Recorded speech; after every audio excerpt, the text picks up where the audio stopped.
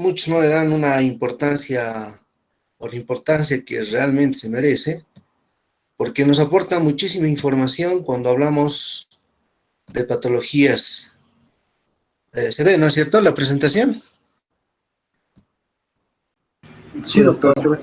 Sí, Bien, entonces, la respiración es sumamente importante cuando hacemos la evaluación del paciente. Y un error muy frecuente que cometemos cuando estamos haciendo la práctica diaria es que nos referimos solamente a la frecuencia cuando hablamos de respiración. Y ese es un error muy grande, ¿no es cierto? Porque respiración no solo es frecuencia. La respiración es un signo vital que podemos cuantificarlo, medirlo, percibirlo, ¿no es cierto?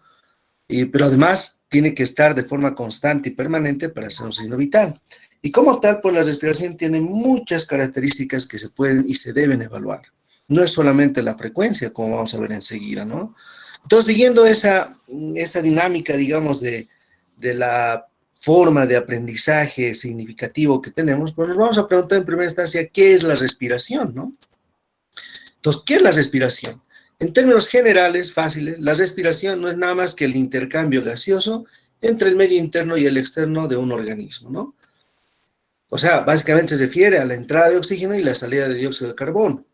Y este proceso está comprendido a su vez de otros dos subprocesos, ¿no? Uno que es la inspiración, que es un proceso activo, donde intervienen los músculos inspiradores, principalmente el músculo diafragma, y la expiración, que se considera como un proceso pasivo. También hay músculos expiratorios, lógicamente, pero por la característica anatómica del tórax, esa propiedad que se llama elasticidad, que la vamos a ver más adelante, cuando entremos a tórax, pues por esa propiedad que tiene la configuración torácica anatómica, es que la expiración es un proceso pasivo, que permite la salida de dióxido de carbono, ¿no?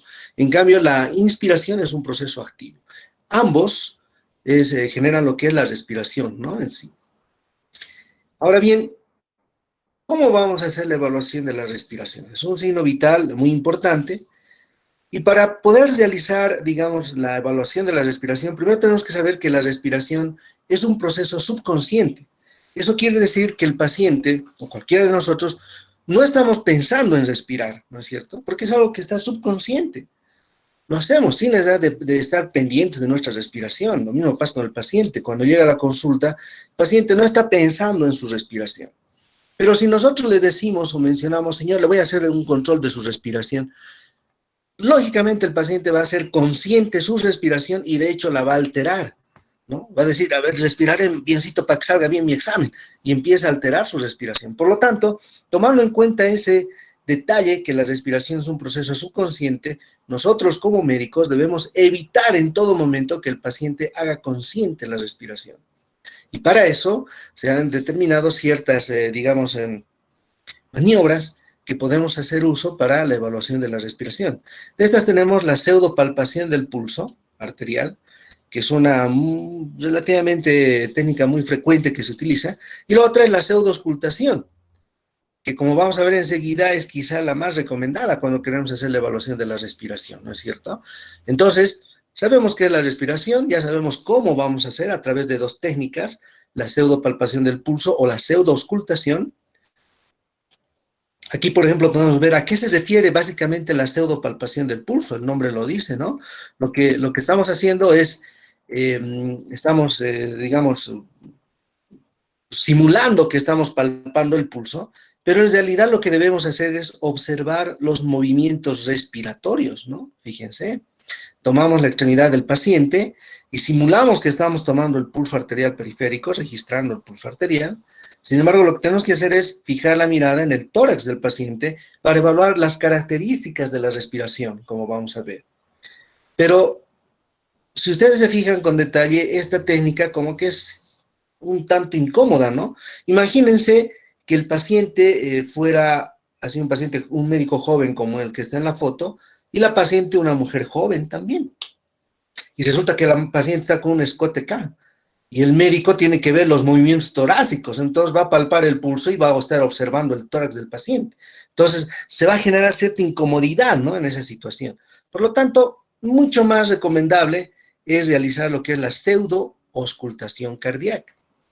En este caso, lo que hacemos es tomar nuestro estetoscopio y vamos a simular que estamos auscultando el corazón, colocando la membrana o diafragma o campana del estetoscopio, no importa, en la superficie del tórax, ¿no? Lógicamente, dentro, digamos, de los requerimientos para la evaluación de la respiración, al igual que la presión arterial, el paciente debe cumplir ciertos requerimientos, ¿no? Que esté tranquilo, que no haya hecho actividad física sobre todo, que no haya fumado, bebido 15 minutos antes, etcétera, y que tenga la menor ropa posible o la ropa más ligera posible, ¿no?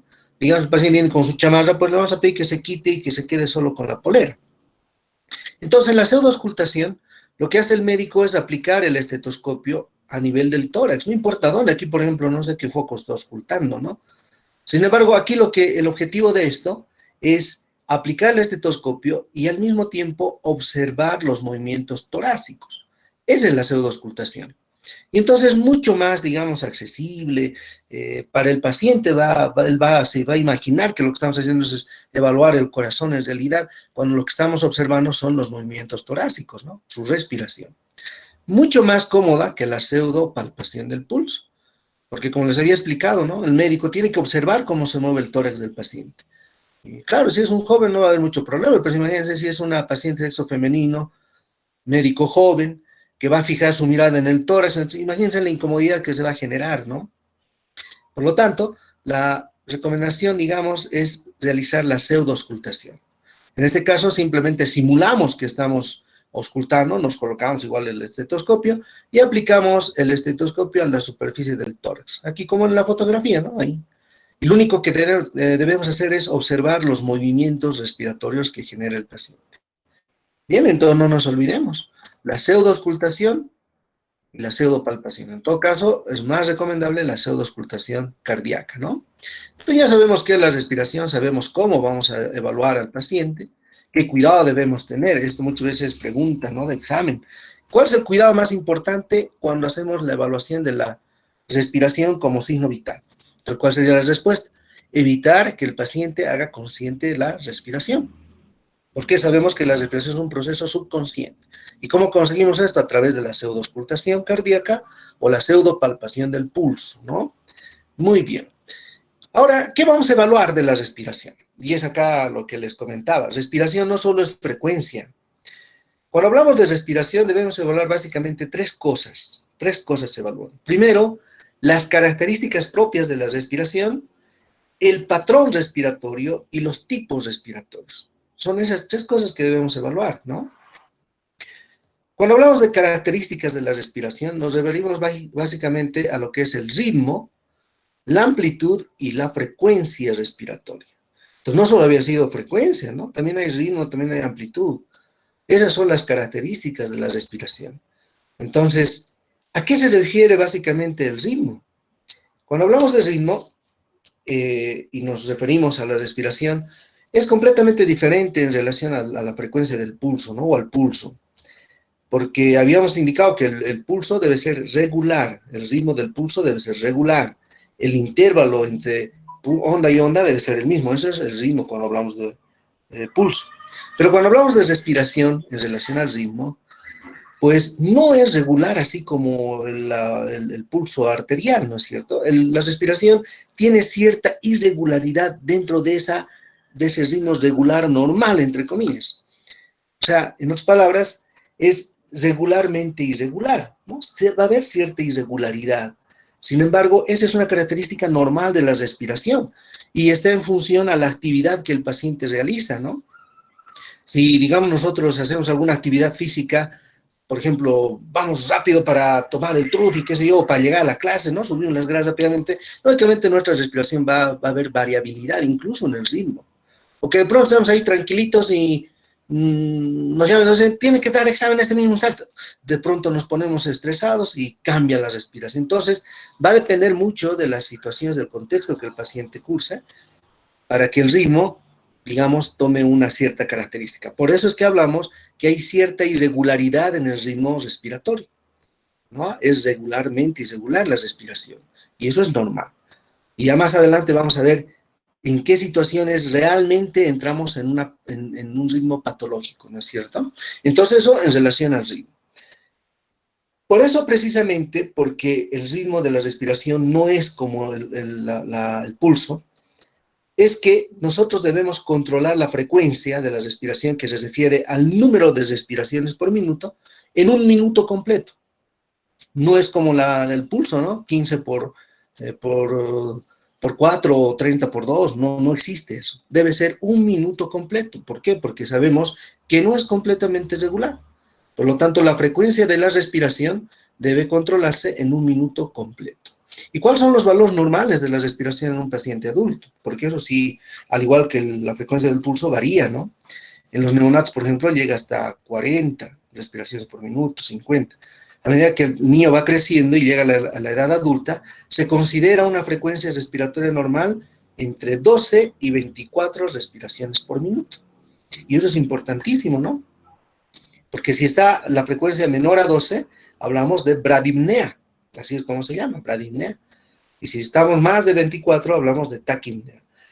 Y de la misma forma que en el pulso arterial, en la respiración también hay causas fisiológicas y causas patológicas que nos generan bradipnea o taquipnea. Por ejemplo, la causa más frecuente fisiológica de bradipnea es el sueño, ¿no? El reposo. Cuando un paciente está reposando, durmiendo, descansando, automáticamente la respiración disminuye en su frecuencia. Y una causa muy frecuente de taquipnea fisiológica es el ejercicio, el estrés, ¿no es cierto? Cambios emocionales. Entonces son causas fisiológicas. Pero también hay causas patológicas que nos alteran la frecuencia, ¿no? Por ejemplo, los procesos infecciosos a nivel de la vía respiratoria nos pueden dar taquipnea. Caso más típico, la neumonía. Se caracteriza mucho porque hay taquipnea, ¿no? Más de 24 respiraciones por minuto y se asocian a otros signos más. Lo mismo ahora el COVID, por ejemplo. Entonces, procesos infecciosos, inflamatorios de la vía aérea respiratoria nos van a dar taquipnea. Algunos tipos de intoxicaciones podrían darnos bradipnea también. Fármacos que podríamos estar utilizando en el paciente podrían darnos como efecto colateral bradipnea, ¿no? También trastornos neurológicos podrían darnos alteraciones exclusivamente en la frecuencia. Entonces, eso se refiere una de las características que es la frecuencia respiratoria, que lo normal debe ser de 12 a 24 respiraciones por minuto en un paciente adulto. En cuanto a la amplitud, ¿a qué se refiere la amplitud? Se refiere a la profundidad de la respiración, ¿no es cierto? ¿Qué tan profundo, superficial respira este paciente? Eso se refiere a la amplitud. Y eso también va a depender de las situaciones que el paciente esté cursando, el contexto general, ¿no es cierto? Si un paciente está realizando actividad física, digamos, extenuante, lógicamente para cubrir las necesidades del organismo, el paciente va a ampliar su respiración, ¿no? Va a ser una respiración mucho más profunda. Eso se llama aumento de la amplitud, ¿no? Hiperpnea, en otras palabras. Pero si, digamos, el paciente está reposando, está durmiendo, la respiración es más superficial, hipopnea, ¿no? Entonces, a eso se refiere la amplitud de la respiración. ¿Qué tan profundo o qué tan, digamos, superficial respira el paciente, ¿no? Entonces, son básicamente las tres características de la respiración que debemos tomar en cuenta. Y en función a la alteración de estas características, nos vamos a referir a lo que vamos a llamar desde ahora el tipo respiratorio. Y ahí quiero que hagamos una aclaración, ¿no? Porque si ustedes han revisado la literatura, hablan de patrón respiratorio cuando se refieren a la alteración de las características de la respiración. Pero lo correcto es hablar de tipo respiratorio. Cuando se alteran una o varias de estas características mencionadas, se llaman tipos respiratorios y vamos a ver enseguida cuáles son esos tipos respiratorios. Y entonces, ¿a qué nos vamos a referir cuando hablamos de patrón respiratorio? Patrón, aquí está el patrón respiratorio, como dice su nombre, ¿no? Es, digamos, un modelo a seguir, por decirlo así, un patrón. Y el patrón respiratorio básicamente se refiere a cómo respira el varón en relación a la mujer y en relación al niño. O sea, esto va a depender del sexo, del género del paciente. El hombre respira de una forma diferente a la mujer y al niño, ¿no? ¿Cómo es la respiración en el sexo masculino, en el varón? El varón, el hombre, respira más por el abdomen, por eso se llama una respiración más abdominal, ¿no? Ese es el patrón respiratorio. Y si nosotros nos fijamos en los pacientes, nos vamos a dar cuenta que los pacientes masculinos, pues, respiran más moviendo la barriguita, ¿no? Es una respiración más abdominal, tóraco-abdominal. En cambio, la mujer tiene una respiración más torácica superior, Es una gran diferencia. La mujer cuando respira mueve más el tórax en relación al abdomen, ¿no? Y esto es muy importante identificarlo, el patrón respiratorio. En cambio, el niño es netamente abdominal. El varón es tóraco-abdominal, mueve el tórax, pero predominantemente el abdomen. La mujer es torácica superior y el niño es netamente abdominal. ¿Por qué es importante identificar el patrón respiratorio? Porque la alteración de este patrón nos puede dar signos de alarma en relación a este signo vital. ¿Cuáles serían? Por ejemplo, el cambio del patrón respiratorio. Digamos que un paciente masculino respire más por el tórax y no por el abdomen, ¿no? Esto se llama inversión del patrón respiratorio. Y esto es un signo de alarma, porque significa que algo está ocurriendo subyacentemente. Lo mismo en la mujer, ¿no? Si digamos la mujer que es torácica superior respira más por el abdomen y no por el tórax, algo está pasando a nivel torácico. Entonces, este es un signo de alarma, ¿no? Que es la inversión del patrón respiratorio. Cuando nosotros observamos una inversión de este patrón respiratorio, dependiendo del género, nos referimos a lo que se denomina la respiración paradojal. Y este es un signo que debemos saber reconocer e identificar. La respiración paradojal es cuando se invierte este patrón respiratorio, ¿no? El varón respira más por el tórax. ¿Qué podría estar pasando? Que esté cursando con una patología abdominal, por ejemplo, ¿no? Digamos una peritonitis generalizada por un apéndice perforado, una parálisis diafragmática, etcétera, etcétera. Entonces, eso es una alteración en el patrón respiratorio. La inversión del patrón respiratorio se denomina respiración paradojal. Y la respiración paradojal es un signo de alarma, ¿no? Es un signo de alarma. Por ejemplo, esto se ve mucho, y bueno, cuando lleguemos a la parte de tórax les voy a mostrar algunos videitos que tenemos, pero, por ejemplo, en pacientes masculinos que tienen crisis asmática, llegan a la consulta o a la emergencia, pero se ve muy evidentemente este patrón alterado, ¿no? Varón debería respirar más por la vasija abdominal, pero vemos que el paciente masculino con esta respiración paradojal respira más por el tórax, ¿no? Está moviendo el tórax y casi no mueve el abdomen.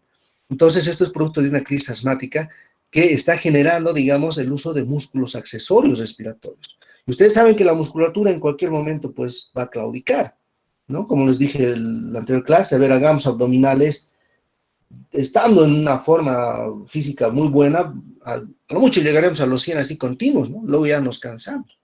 Imagínense respirar así, utilizar los músculos respiratorios accesorios por mucho tiempo, el paciente llega a hacer paradas respiratorias. Por eso es un signo de alarma la respiración paradojal. Importantísimo que nosotros identifiquemos esto, ¿no? Los que han estado en los hospitales han tenido esa oportunidad de poder visitar una sala de emergencia y han tenido la oportunidad de ver un paciente así con patología de insuficiencia respiratoria. El médico que está a cargo lo ve, ni bien lo ve, dice, alisten tubo endotraqueal, alisten el tubo. ¿Por qué? Porque seguramente está observando que hay signos de alarma como es la inversión del patrón respiratorio, que es la respiración paradojal. ¿Por qué? Porque un paciente que está con respiración paradojal, casi con seguridad, a los pocos minutos nos va a hacer paradas respiratorias. ¿Y de qué forma vamos a ayudarle? La única manera es ayudándole con ventilación mecánica asistida.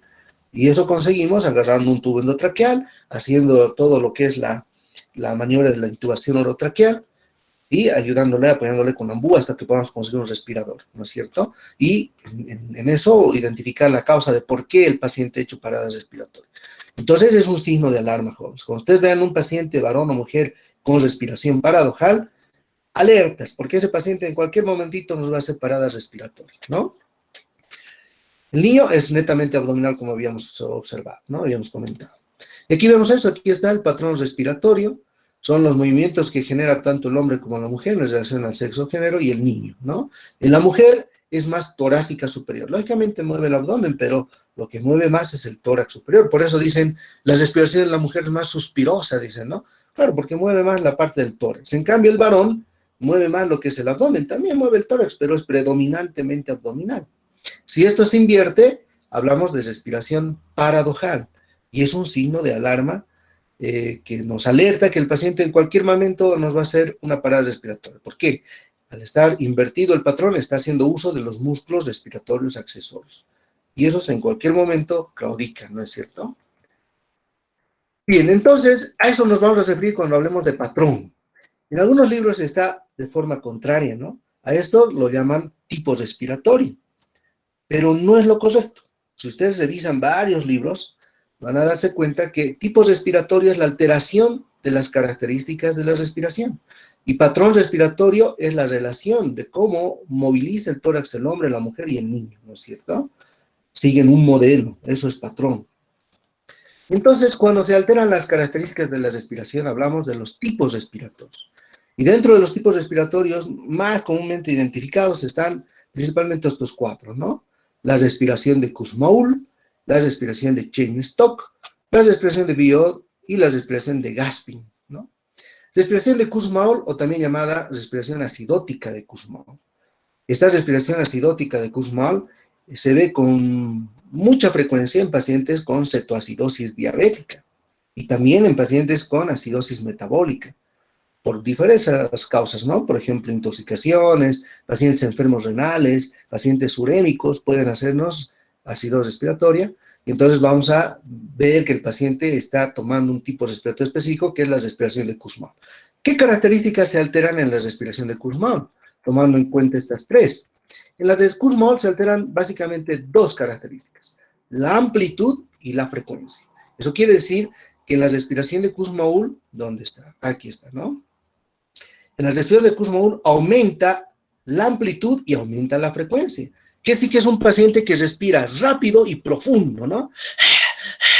Esa es la forma en la que llega el paciente con respiración de Kussmaul, respira rápido y profundo, como si estuviera muy cansado, agitado, ¿no?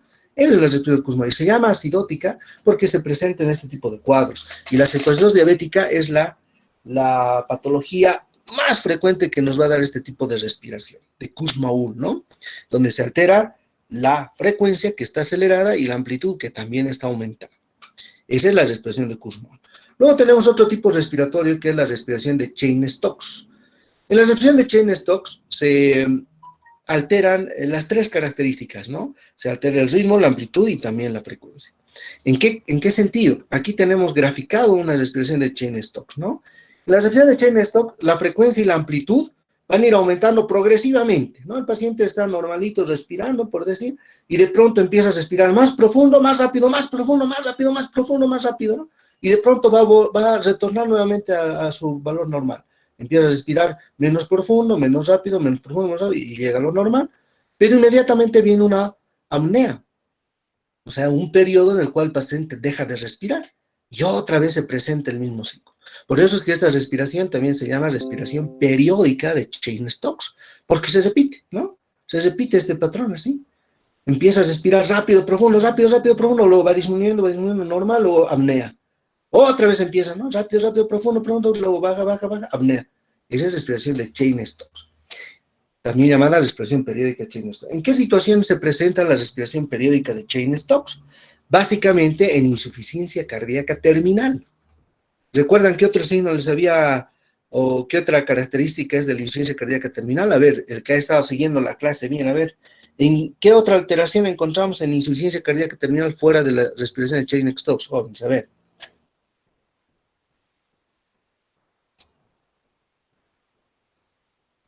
Alteración de la válvula aórtica. No, en relación a los signos vitales, lo que hemos estado viendo esta semana. Era un tipo de presión arterial, doctor. ¿Cuál? En el pulso alternante, doctor. Ese mismo, el pulso alternante. El pulso alternante es también característica de la insuficiencia cardíaca terminal, lo mismo que la respiración de Cheyne-Stokes. Y aunque parezca que esto es muy teórico, que solo los libros lo dicen, ¿verdad, jóvenes? Nosotros hemos visto muchos pacientes con esta patología, insuficiencia cardíaca ya en etapas muy avanzadas, en los cuales sí se evidencia esto. Hay la respiración de Cheyne-Stokes, y es evidente, y es así como nos muestra el gráfico, igualito, así es, idéntico es joven. Tiene su periodo de apnea, la frecuencia siempre van aumentando, suben, luego bajan, apnea, otra vez se repite, periódicamente. Eso es respiración de Cheyne-Stokes. También puede estar presente la respiración de Cheyne-Stokes en pacientes con patología neurológica, ¿no? Por ejemplo, tumores cerebrales, pacientes con enfermedad cerebrovascular de ciertos sitios, sobre todo talámicos, etcétera, ¿no? Entonces, pero básicamente encontramos en insuficiencia cardíaca terminal. Luego tenemos la respiración biótica, perdón, la respiración de Biot, ¿no? O también caótica de Biot se llama. En algunos libros le llaman atáxica. Esta respiración de Biot es el equivalente más o menos a la fibrilación auricular, o sea que es un caos total. Aquí en la respiración de Biot se altera todo, todo en absoluto, ¿no? Y es completamente caótico. Tanto la amplitud como la frecuencia, el ritmo, todo está completamente alterado. Si nosotros quisiéramos graficar esto, más o menos sería como esto, ¿no? Aquí, fíjense, amplitud alterada, frecuencia lo mismo, ritmo ni qué decir, hay apneas por todo lado, etc. Entonces, esta respiración caótica o atáxica de Biot se da sobre todo en pacientes con serias lesiones del sistema nervioso central, tumores grandes que están haciendo efecto de masa intracerebrales, o hemorragias masivas severas, hemorragias subaracnoideas, hemorragias talámicas, ACVs hemorrágicos, isquemias extensas, infartos extensos cerebrales. Entonces, en pacientes con lesiones severas del sistema nervioso central, vamos a encontrar esta respiración de Biot, ¿no? Y finalmente tenemos la respiración agónica de Gasping. Esta está descrita en el libro de Argente, ¿no? La respiración agónica de Gasping, que se refiere a esas bocanadas de aire que toma el paciente antes de morir. Esto también lo vemos, lamentablemente es algo que sí se ve en pacientes que llegan agónicos, por eso se llama respiración agónica de Gasping, donde ya no, muchas veces ya no hay mucho que hacer, entonces el paciente empieza como a aspirar, ¿no? A hacer bocanadas de aire que toma, es la respiración de Gasping, que también se suele observar, ¿no? Entonces aquí está, fíjense, algunas alteraciones aisladas de estas características que habíamos mencionado: taquipnea, bradipnea, hiperpnea, hipopnea, ¿no? Apnea también, ausencia de la respiración. Y la combinación de la alteración de estas características se llaman los tipos respiratorios. Y ahí tenemos las respiraciones de Kussmaul o acidótica, la respiración de Cheyne-Stokes o periódica, y la de Biot o la atáxica o caótica, y la respiración de Gasping o agónica, ¿no es cierto? Aquí tenemos otros dibujitos más o menos que se aproximan a lo que les había mencionado: una respiración normal, polipnea, taquipnea, hiperpnea, respiración de Kussmaul, periódica de Cheyne-Stokes o acidótica de Kussmaul también se llaman, ¿no? De Biot. Bien, les voy a mostrar estos videitos y ustedes me van a decir a ver qué tipo de respiración es la que estamos observando. Este es un caso real, por si acaso, que nos tocó ver hace algunos meses en el hospital. A ver, vamos a hacer correr el video.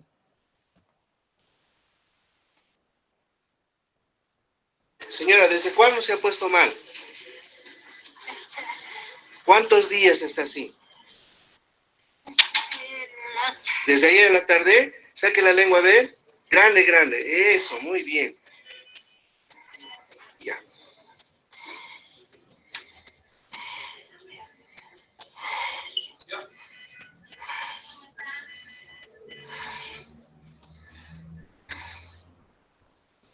Bien, a ver, ¿de qué se trata ese video, jóvenes? ¿Quién me puede decir? Respiración de Kussmaul. ¿De Kussmaul? ¿No? Correcto, es la respiración de Kussmaul. Es la ventaja que tenemos al estar en el hospital, ¿no? Esto, bueno, normalmente tenemos que pedir permiso a nuestro paciente para hacer eso, ¿no? Es una señora que llegó así, en ese estado, ¿no? Con esa respiración muy llamativa, y cuando uno se acercaba había un olor así muy característico. No es como dice la literatura, olor a manzanas, a frutas, no es tanto así, ¿no? Porque ese olor a manzanas, frutas es muy agradable, pero la respiración de la acidosis diabética, de la cetosis diabética, tiene un olor muy característico, ¿no? Que hay que sentirlo para poder definir.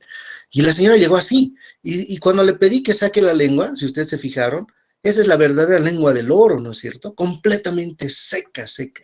Esta es una señora diabética que estaba en uso de insulina ya por hace mucho tiempo, pero dejó de utilizar la misma porque, bueno, creyó que ya estaba sana, no cumplía su dieta y empezó a descompensarse. Y llegó al hospital, pues así, con una cetoacidosis diabética, que de entrada se veía que era cetoacidosis diabética, ¿no es cierto? Fíjense cómo estaba la señora. Inmediatamente hay que actuar acá, esto no nos da mucho tiempo, estos pacientes llegan a terapia intensiva, ¿no? Van a ver ahora cómo quedó la paciente, aquí está, vamos a ver este otro video de la misma señora, fíjense. ¿Estás mejor, doña Paulina?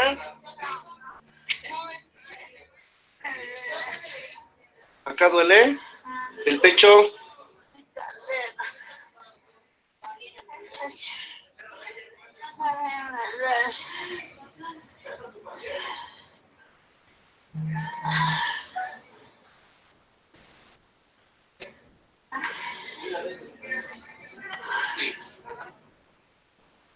Este video es posterior, digamos, a la terapia de reanimación con soluciones parenterales, ¿no? Después de colocarle casi 3 litros de solución Ringer lactato, la paciente estuvo así.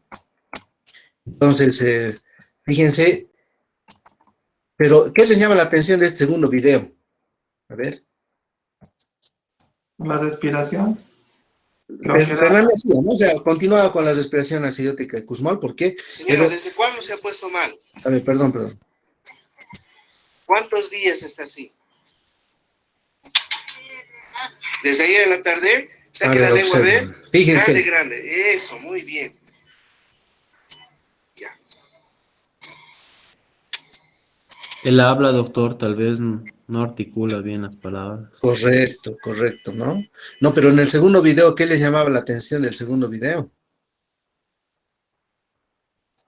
La zona nasogástrica. Esta paciente nos hizo además como complicación secundaria hemorragia digestiva. Si ustedes se fijan, estaba con zona nasogástrica y por la zona había débito porráceo. Ese es el débito porráceo. A ver, creo que aquí, ahí está, ¿no? Fíjense.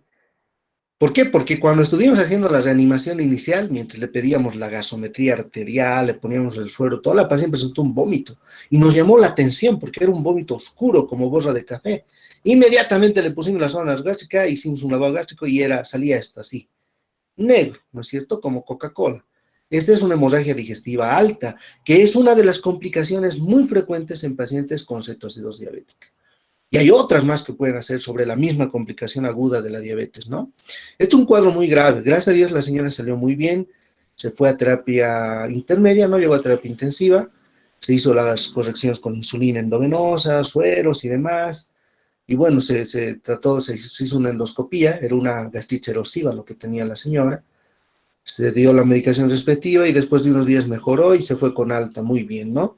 Y aprendió la lección de que nunca más debería dejar su medicación. Entonces, esta es la respiración acidótica de Kussmaul, muy frecuente encontrar. Hubiera querido filmar la de Jane Stock, pero no he tenido la oportunidad, pero sí es también muy frecuente. Y la de Biot también, jóvenes, sobre todo en la emergencia vemos eso, cuando nos llegan casos severos, ¿no? Hace unos 3 días llegó un paciente con un SB hemorrágico masivo al hospital, ¿no? Era una hemorragia subaracnoidea con su hematoma subdural, con efecto de masa, compresión ventricular, terrible, ¿no? De 68 años, imagínense. El paciente tenía la respiración caótica de Biot, ¿no? Porque respiraba así, todo un desorden total. Entonces son algunas causas de este tipo de alteración de la respiración, ¿no? Entonces, no nos olvidemos, tipo respiratorio cuando se alteran las características de la respiración, ¿no? Como vemos acá, y patrón respiratorio en relación a cómo respira el varón y la mujer y el niño. Ahí tenemos que identificar lo que es la respiración paradojal, que es un signo de alarma, y las características mismas de la respiración. Entonces, cuando estamos frente al paciente, cuando estamos haciendo esta historia clínica, deberíamos anotar todo esto, jóvenes, y es importante que esté registrado, ¿no? Cuando llegamos a la parte de respiración, no es solo frecuencia, ahí tenemos que mencionar, ¿no? Paciente con ritmo y amplitud respiratoria normal y frecuencia de tanto, listo. Pero si encontramos una de estas alteraciones, pues las tenemos que describir ya en ese momento, ¿no? Respiración, se evidencia respiración en Kussmaul, Ching-Stokes, Biot, etc., ¿no? Lo que encontremos. O alteración en el patrón de respiración con respiración paradojal. Lo mismo, vamos a, digamos, a profundizar un poquito más cuando lleguemos a exploración de tórax-pulmón, que ahí también parte de la evaluación es esto que estamos observando acá. Muy bien, jóvenes, ¿alguna pregunta de respiración o está todo claro? Doctor, Sí, adelante. ¿la posición del paciente afectaría en algo la toma de la respiración? No, en realidad no, ¿no? En realidad, cuando hagamos la evaluación de la respiración, lo vamos a hacer con el paciente sentado. Lo mismo que la presión arterial y el pulso, ¿no? Porque cuando hacemos registro de signos vitales, generalmente el paciente está sentado o en la camilla, acostado. No tendría por qué afectarnos, digamos, en relación a sus características mismas, la posición del paciente. A no ser que el paciente esté cursando con alguna patología subyacente que, digamos, predisponga a que adopte una posición determinada. Por ejemplo, la ortopnea. ¿Qué es la ortopnea? Que el paciente no tolera el decúbito dorsal, ¿no? Entonces, eso es muy frecuente, por ejemplo, en pacientes con insuficiencia cardíaca descompensada, como hay congestión a nivel alveolar por una insuficiencia cardíaca, izquierda sobre todo, entonces el paciente como no puede respirar, entonces necesita estar sentado para poder respirar mejor. En el edema agudo de pulmón también vamos a encontrar ortopnea. Otro sería la platipnea, cuando el paciente adopta el decúbito lateral para respirar mejor, ¿no? Eso se da, digamos, en derrames pleurales. El paciente se echa del lado contrario al afectado para poder respirar mejor, para que haya mayor expansión pulmonar del lado que está sano. Entonces, a no ser que se trate de esa situación, sí podría afectar mucho la posición, pero en situaciones normales no. No estando el paciente acostado o sentado, no tendría que haber mayor alteración en cuanto a las características normales de la respiración. Gracias, doctor. Muy bien, Ivette. ¿Alguien más alguna duda o pregunta que tenga? Doctor, en base a la temperatura, ¿se relaciona en algo con la respiración? La temperatura, sí, generalmente también incrementa, ¿no? No hay una relación muy directa como existe la relación en cuanto a frecuencia del pulso y temperatura corporal. Eso sí es muy directo y lo vamos a ver en la próxima clase cuando echemos a temperatura. Pero sí, un paciente que viene con fiebre, por ejemplo, se van a fijar que su frecuencia cardíaca y también respiratoria se incrementa, ¿no?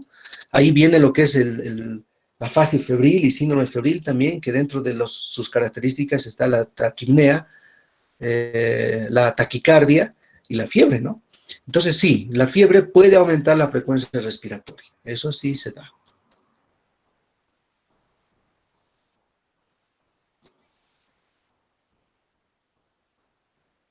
Bien, ¿alguna duda más, jóvenes?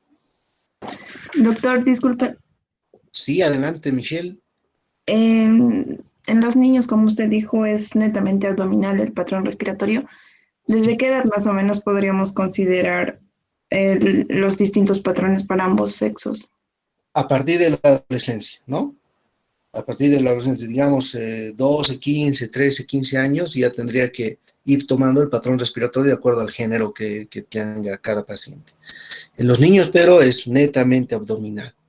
Netamente. Se van a fijar los que tengan hermanitos, primitos, se van a fijar, mueve más la barriguita, ¿no? Solo la barriguita. Entonces, pero ya a partir de la adolescencia, 14, 13, 15 años, eso tiene que ir tomando el patrón respiratorio de acuerdo al género que les corresponda.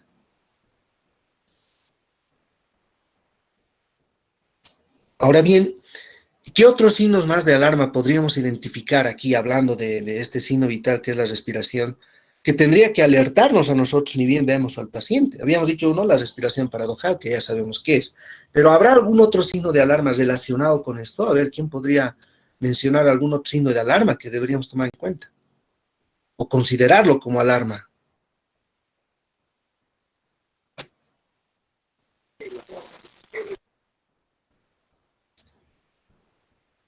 ¿Ninguno? El tiraje intercostal, doctor. Correcto, Brian, muy bien. Sí, el tiraje, ¿no? El tiraje intercostal. Luego también hay otro que es el aleteo nasal. Muchos pacientes llegan así, moviendo sus fosas nasales porque no pueden, ¿no? Les sienten esa necesidad de tener más aire. Aleteo nasal. La cianosis también, cianosis bucal, cianosis distal. Son signos que deberían alertarnos, jóvenes, ¿no? Paciente que viene disneico, taquimneico, cianótico, con tirar subcostal, con esfuerzo respiratorio y con respiración paradojal, no, en vez de pedir otra cosa, pidan tubo endotraqueal, porque ese paciente se va a separar del respiratorio cualquier rato, ¿no? Y la única forma de poderlo ayudar es asistiéndole con ventilación mecánica, ambú, hasta que consigamos un respirador y ver la causa, ¿no es cierto? Entonces, son signos de alarma que debemos tomar en cuenta cuando estamos frente al paciente, ¿no? Como dijo Brian, el tiraje subcostal, el aleteo nasal, ¿no? La respiración paradojal, la cianosis distal, peribucal, son signos que debe alarmarnos. Vamos a ver ya en otros videos consecutivos cuando lleguemos al módulo de tórax también, cuáles son esos signos que estamos mencionando. Bien, ¿alguna otra pregunta, duda o algo más que quieran aportar, jóvenes? ¿O Brian?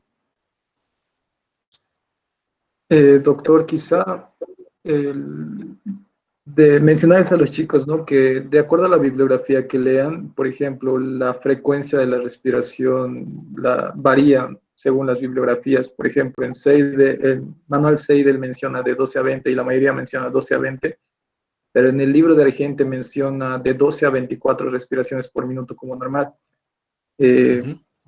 Deberíamos, sin embargo, como dicen muchos doctores de la facultad y de la materia también, que de 12 a 20 es el promedio que es aceptado. Si leen libros de fisiología, igual de 12 a 20 es el aceptado, que no confundan el 12 a 24. Otro que mencionaba Katia, creo, la relación de la fiebre con el aumento de la frecuencia respiratoria. Si no me equivoco, en el manual de Merck o en el manual de Seidel menciona que es aproximadamente 4 a 6 respiraciones por grado centígrado de fiebre, o sea, por Correcto. encima de la temperatura normal. No, por encima no de la temperatura, sino por encima de fiebre. Y eso mañana vamos a ver, ¿no? ¿Qué es Sí, fiebre? doctor, Por encima de eso sí. Pero es muy sí, variable, doctor. por eso es que, digamos, no está muy claramente mencionado, porque eso puede variar en función de otras características, pero sí, lo que dice Brian es cierto, ¿no? Sí, doctor. Después, a ver, algo más. Hay algunos libros también que van a poder leer, si no me equivoco, esto está igual en el Barbara Bates, y en el Argente igual creo, no recuerdo ya bien, doctor, en uno de estos dos libros, pero menciona la respiración de Kussmaul con un patrón un poco más específico, en el que dice que inicia o asciende con una respiración rápida, profunda, ruidosa y trabajosa. Existe una breve pausa y después una expiración bastante rápida, corta, y después otra pausa un poco más larga que la primera pausa. Y se muestra como el video que mostró usted. Sin embargo, es un poquito más antiguo, si no me equivoco, esta descripción de la respiración de Kussmaul, pero en Correcto. esencia es la que pueden encontrar, ¿no, doctor? Creo que eso. Exacto. Está muy bien, excelente. Entonces, ¿algo más? ¿Alguien más? Tal vez ha leído algo nuevo o ha revisado alguna cosa nueva que hayan podido haber leído. A ver.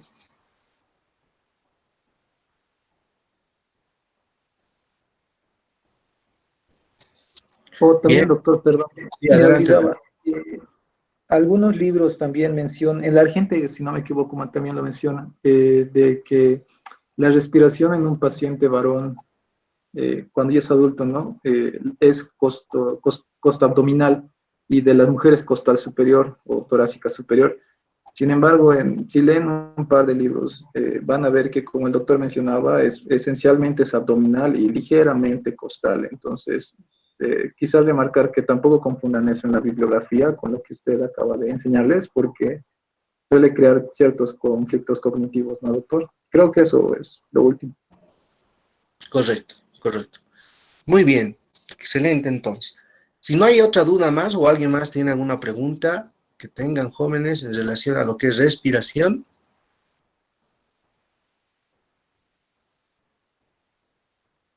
Muy bien, entonces nos faltaría para terminar este módulo lo que es temperatura corporal, ¿no? Eso lo vamos a hacer la próxima clase.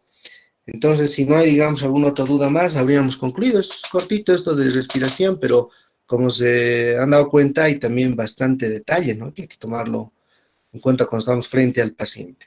Entonces, ya cuando estemos, digamos, en módulos más avanzados, vamos a ir interrelacionando este conocimiento y espero que no se olviden, pues, cuando lleguemos a los módulos posteriores y les pregunte cosas de este módulo, ojalá puedan responderme y no se olviden, ¿no? Como algunas situaciones, como por ejemplo la bradicardia relativa, etc. Bien, entonces, si no hay más nada, jóvenes, nos vemos el día de mañana. ¿Está bien? Ya, doctor. Está bien, doctor. Que les vaya bien entonces, nos vemos hasta mañana. Hasta luego. Ya. Hasta luego. Hasta mañana. Hasta mañana. Luego, doctor. Hasta luego. Hasta luego.